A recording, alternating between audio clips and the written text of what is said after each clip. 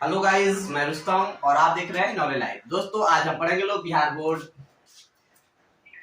Class 8 और 10 का non Hindi Kislay भाग 3। और आज हम लोग देख रहे हैं पार्ट 9 है, चैप्टर 9 देखेंगे लोग अशोक का शस्त्र त्याग। ये एग्जाम पूछा है पार्ट की कौन सी विधा है, तो एकांकी है। अशोक का शस्त्र त्याग क्या है? एकांकी है। और इसके लेखक है वंशीधर श्रीवास्तव। कौन लिखा है? वंशीधर श्रीवास्तव। और इसमें मगध सम्राट अशोक की कहानी दिखाया गया है। मगध का सम्राट कौन था? अशोक। ये युद्ध कर रहा है ना, और किससे युद्ध कर रहा है? तो कलिंग से। और जब कलिंग पर ये विजय मतलब हासिल करने जाता है तो कलिंग की राजकुमारी पद्मा उसे रोकती है। कौन रोकती है? पद्मा। और ये युद्ध सब का समय है जो 4 साल तक चला था। कितने साल तक चला था? 4 साल तक। और ये जो हमारे पाठ में एकांकी है, ये 3 दृश्यों में उद्धृत है। कितने दृश्यों में है? 3। और एग्जाम के हिसाब से ये 3 शब्द बहुत ही इंपोर्टेंट है जो एग्जाम में पूछे जाते हैं और बच्चों में कंफ्यूजन आता है। अस्त्र का अर्थ होता है हाथ में थाम कर चलाया जाने वाला हथियार, जबकि शस्त्र का होता है हाथ में थाम कर फेंक कर चलाया जाने वाला हथियार। यानी कि जो जैसे भाला होता है तो उसको फेंक कर मारेंगे तो उसे बोलते हैं शास्त्र। इसी तरह से शास्त्र यानी धार्मिक पुस्तक को बोलते हैं शास्त्र। तो दोस्तों, अब हम चैप्टर शुरू करते हैं। सबसे पहले हम ब्रैकेट में पढ़ेंगे लोग पाठ का उद्देश्य। लिखा है वंशीधर श्रीवास्तव रचित एकांकी अशोक का शस्त्र त्याग अहिंसा के पक्ष में अपने कथानक का मार्मिक विकास करती है। यानी इस कथा में, ये अशोक के शास्त्र में अहिंसा को दर्शाया गया है। क्या दर्शाया गया है? अहिंसा को।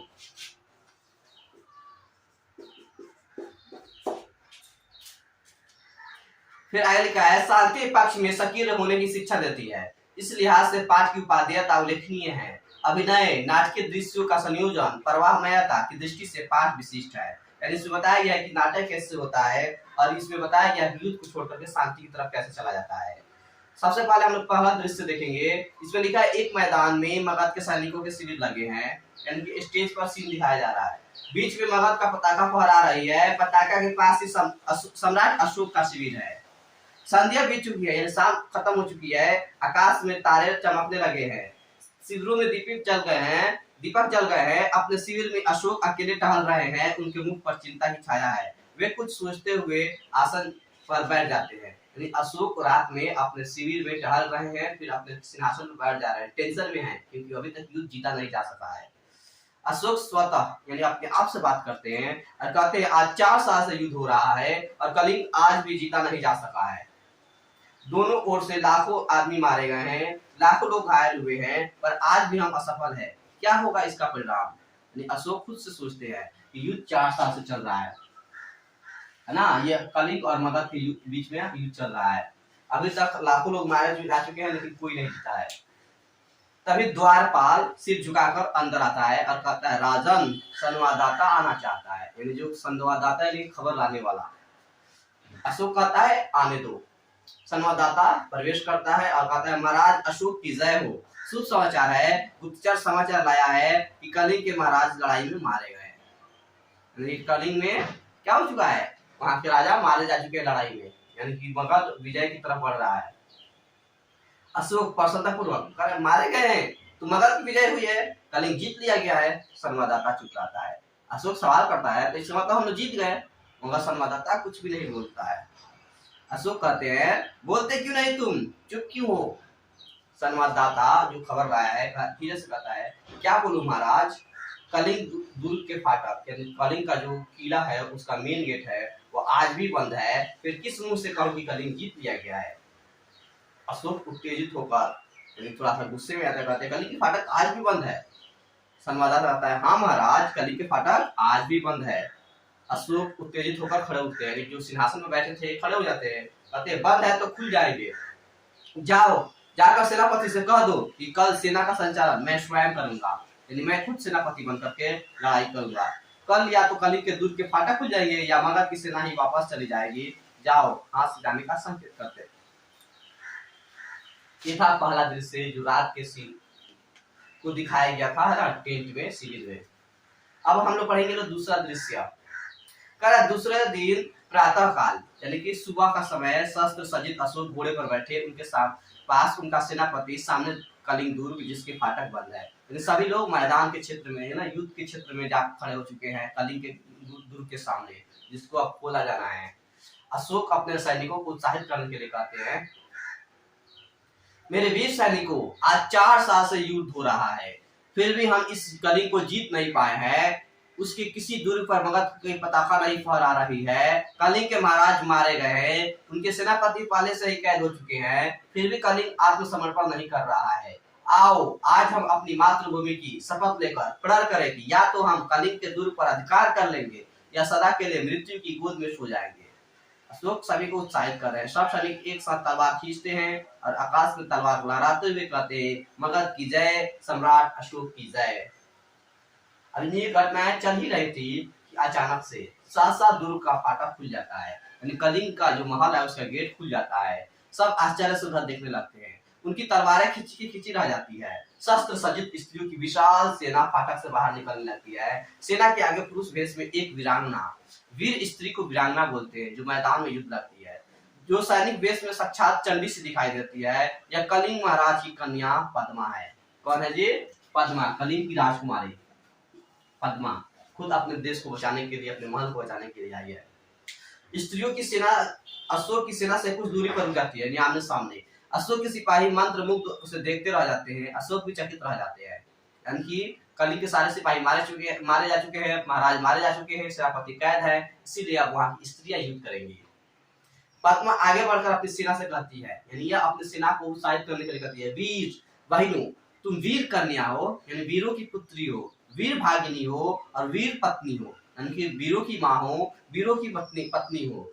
मुझे तुमसे कुछ नहीं कहना है। जिस सेना ने तुम्हारे पिता, भाई, पुत्र और पति की हत्या की है, वह तुम्हारे सामने खड़ी है, यानी अशोक की सेना।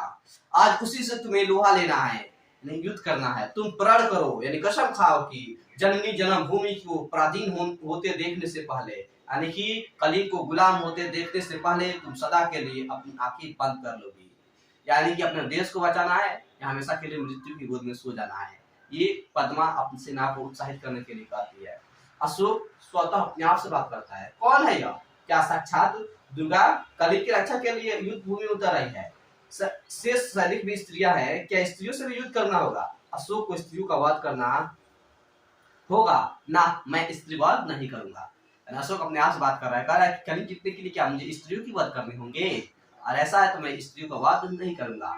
मुझे विजय नहीं चाहिए, मैं यह पाप नहीं करूंगा, मैं शस्त्र नहीं चलाऊंगा। शस्त्र यानी कि हथियार जिसको हाथ से फेंक कर चलाया जाता है। परकट सैनिक को स्त्रियों पर हाथ न उठाना, यानी अशोक अपने सैनिकों की तरफ घूमता है और कहते हैं तुम किसी भी स्त्री पर हाथ न उठाना। आगे बढ़ते हैं अशोक और कहते हैं, तुम कौन हो देवी? पद्मा कहती है, मैं कलिंग महाराज की कन्या हूँ, मैं हत्यारे अशोक की सेना से लड़ने आई हूँ। जब तक मैं हूँ मेरी ये वीरांगनाएं हैं, यानी वीर स्त्रियां हैं, कलिंग के भीतर कोई पैर नहीं रख सकता। कहाँ है अशोक? कहाँ है मेरे पिता का हत्यारा? मैं उससे द्वंद्व युद्ध करना चाहती हूँ। द्वंद्व युद्ध होता है आमने सामने जो युद्ध होता है उसे द्वंद्व युद्ध कहते हैं। अशोक कहता है, अशोक तो मैं हूँ राजकुमारी, दोषी मैं ही हूँ, परंतु तुम स्त्री हो, तुम्हारी सेना भी स्त्रियों की है, मैं स्त्रियों को शस्त्र नहीं चलाऊंगा, यानी मैं तुम पे हथियार नहीं उठाऊंगा। पद्मा कहती है, क्यों महाराज? अशोक कहता है कि शास्त्र की आज्ञा है राजकुमारी, शास्त्र धार्मिक पूछता। पद्मा कहती है, यानी कि अशोक को जवाब देते हुए कहती है, और शास्त्र की आज्ञा है कि तुम अपराधियों की हत्या करो। शास्त्र की आज्ञा है कि तुम अपनी विजय लालसा पूरी करने के लिए लाखों माताओं की गोद सूनी कर दो, लाखों स्त्रियों की मांग का सिंदूर फोड़ दो, फूंक दो उस शास्त्र को, यानी उस धार्मिक पुस्तक को जो तुम्हें यह सिखाता है। मैं तुमसे शास्त्र सीखने नहीं आई हूँ, मैं तुमसे विद्या हासिल करने नहीं आई हूँ, शस्त्रों से यानी हथियारों से युद्ध करने आई हूँ। तुम हत्यारे हो, मैं अपनी बलि चढ़ाकर तुम्हारी खून की प्यास बुझाने आई हूँ।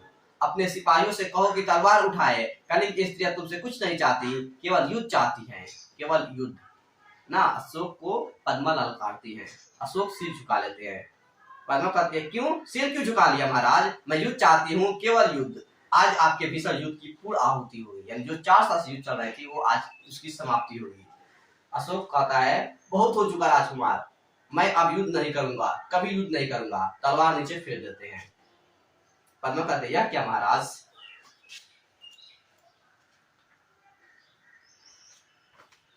अशोक कहता है, मैं अपने सैनिकों की तरफ मुड़ता है, कहता है तुम भी अपनी तलवारें नीचे फेंक दो। आज से अशोक तुम्हें किसी पर भी आक्रमण करने की आज्ञा नहीं देगा। फेंक दो अपनी तलवारें। सभी सैनिक अपनी अपनी तलवारें फेंक देते हैं। पद्मावत आगे बढ़ कहती है, मैं भुलाव में नहीं आ सकती महाराज, मैं तुमसे युद्ध करूंगी, मुझे अपने पिता का बदला लेना है। यानी वो भी अड़ी हुई है जीत पर।